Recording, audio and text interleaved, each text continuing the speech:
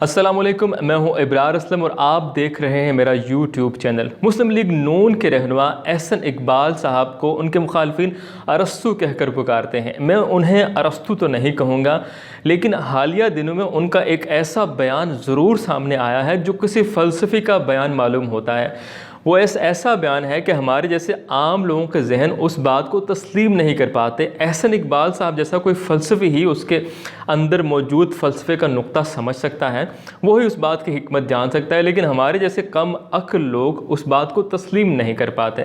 एहसन इकबाल साहब का कहना है कि करप्शन मुल्क की तरक्की की राह में रुकावट नहीं होती, बल्कि सियासी अदम इस्तेहकाम और पॉलिसियों का तसलसल ना होना ये मुल्क की तरक्की की राह में रुकावट होती है। एहसन इकबाल साहब का कहना है कि उनके ज़ाती मुशाहिदे की बात है और बहुत ज़ोर देकर उन्होंने कहा कि इसमें सबक है कि करप्शन के बावजूद मुल्क तरक्की करते हैं। मिसाल के तौर पर भारत और बांग्लादेश, और करप्शन मुल्क की तरक्की की राह में रुकावट नहीं है। उनका ये बयान कि करप्शन मुल्क की तरक्की की राह में रुकावट नहीं है, ये हम जैसे लोगों के जहन इस बात को तस्लीम नहीं कर पाते। तो एहसन इकबाल साहब जैसा फ़लसफ़ी, उन जैसा कोई तजुर्बाकार ही इस बात के अंदर मौजूद फ़लसफ़े को समझ सकता है।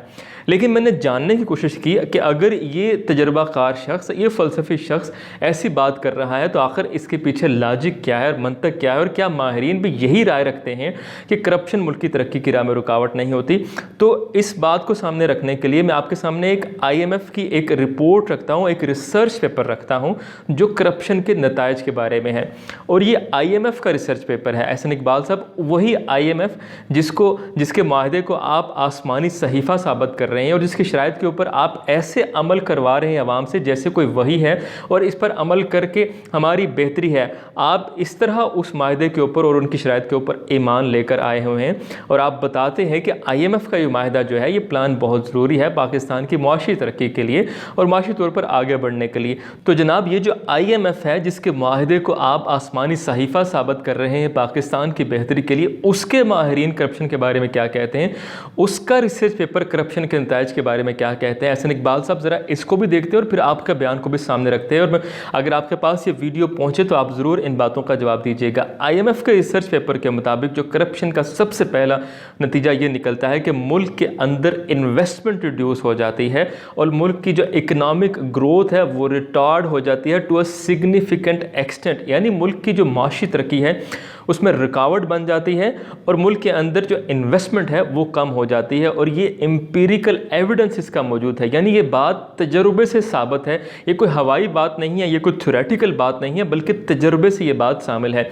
तो IMF का और माहिरीन का तजुर्बा तो ये कहता है कि जो करप्शन है वो मुल्क की तरक्की की राह में रुकावट होता है। तो एहसन इकबाल साहब, आप तो बड़े तजुर्बाकार शख्स हैं, आप तो बड़ा ये दावा करते हैं कि हम तजुर्बाकार हैं, बल्कि आप तो ये मिसाल दिया करते थे कि हम तो उस माहिर सर्जन की तरह हैं। मुल्क के अंदर अगर किसी सर्जरी की ज़रूरत है तो हमारे जैसे माहिर सर्जन को मौका मिलना चाहिए और बार बार मिलना चाहिए, चूँकि तजुर्बा आपके पास है।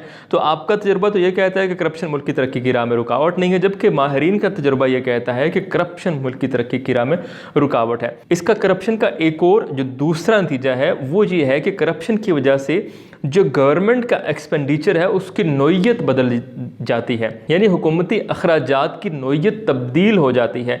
जहाँ पर सिस्टम करप्ट होता है वहाँ पर सरकारी अफसरान ऐसे प्रोजेक्ट्स को तरजीह देते हैं जिनसे उन्हें रिश्वत हासिल होने का मौका मिल सकता हो, उन प्रोजेक्ट्स के ऊपर जो अवामी फलाह के हों। यानी कि वो अवामी फलाह के प्रोजेक्ट्स लगाने की बजाय ऐसे प्रोजेक्ट्स लगाने को तरजीह देते हैं जिनसे वो रिश्वत हासिल कर सकें। तो एहसन इकबाल साहब, अब आपका तजुर्बा क्या कहता है? जब रिश्वत हासिल होगी, जब ऐसे प्रोजेक्ट्स लगाए जाएंगे जो अवामी फलाह के नहीं होंगे, तो मुल्क तरक्की कैसे करेगा? अब ज़रा एक और नतीजा जो कॉन्सिक्वेंस ऑफ करप्शन है वो भी देख लीजिए, जो इस रिसर्च रिपोर्ट में लिखी गई है। वो ये है कि टैक्स इवेजन होती है, यानी कि जो टैक्स रेवेन्यू है उसका लॉस होता है। उसकी वजह यह है जहाँ पर सिस्टम करप्ट होता है वहाँ पर लोग टैक्स इवेड करते हैं और टैक्स एग्जाम्पशन ऐसे लोग हासिल कर लेते हैं जिनकी एग्जाम्पशन बनती नहीं है, क्योंकि सिस्टम करप्ट है।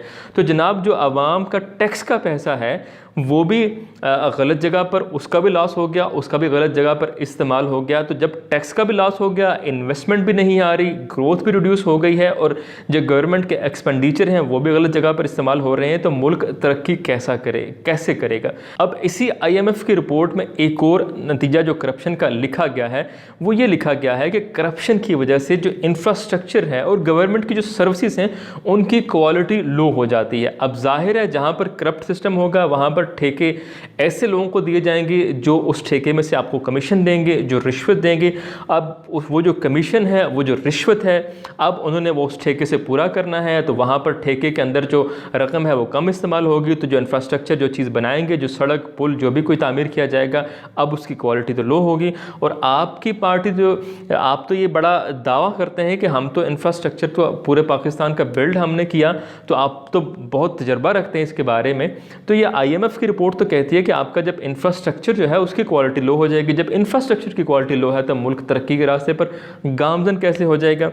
اب ایک اور بہت ہی اہم بات جو کرپشن کا ایک اور بہت اہم نتیجہ ہے. کرپشن کا اس رپورٹ کے مطابق ایک نتیجہ یہ بھی ہے کہ ملک کا جو ٹیلنٹ ہے اور ملک کا جو ایجوکیٹڈ لوگ ہیں, جو پڑھے لکھے لوگ ہیں اور جو ٹیلنٹڈ لوگ ہیں, ان کا وہ بھی مس ایلوکیٹ ہوتے ہیں, ان کی صلاحیتیں غلط جگہ پر استعمال ہوتی ہیں.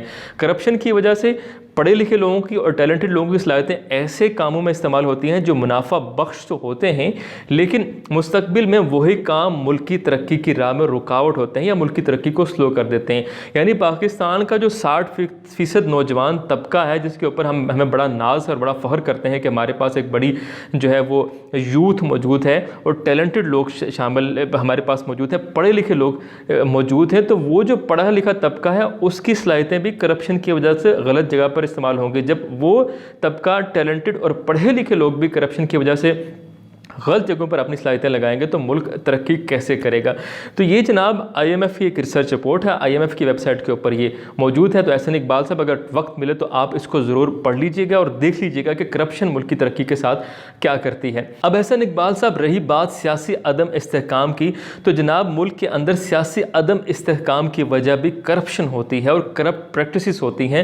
پولیٹیکل پارٹیز کے اندر جو کرپشن ہے, ان کے اندر جو کرپٹ پریکٹسز ہیں, ان کی وجہ سے سیاسی عدم استحکام ہوتا ہے کہ پولیٹیکل پارٹیاں کمزور ہوتی ہیں, ٹیلنٹڈ لوگ ان پارٹیوں کے سامنے نہیں آ سکتے.